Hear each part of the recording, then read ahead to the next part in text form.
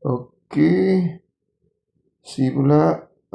Soal pemilik kedai pelabur bayar ni kita bagi 9 sama. Okey, bila perkataan yang sama ni biasanya operasi bahagi ni. Berapa jumlah harga? Itulah tu. So kita kena cari dulu satu set berapa harga. Jadi dengan operasi bagilah. Ni dengan bagi yang ni 9. Lepas tu nak cari berapa? 5. So dah 5 lah. Jadi ayat matematiknya RM47,880 bahagi 9.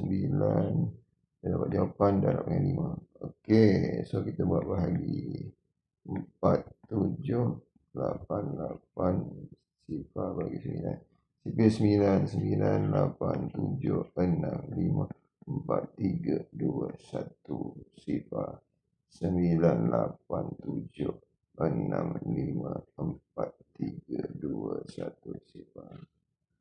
Okey, so bagi 4 tak boleh, 47 baru boleh, 47 paling dekat 45, iaitu kali berapa tu?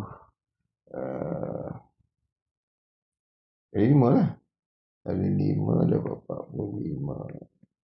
2 turun 8, 28, cari 27, 3 tolakkan 18, ada iaitu 2, 18, so sifar ikut saja.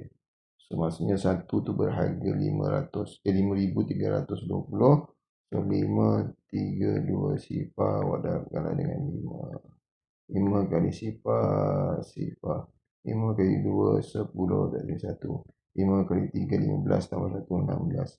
5 kali 5 25 tambah 1 26. So jawapannya untuk harga 5 tu ialah RM26,600.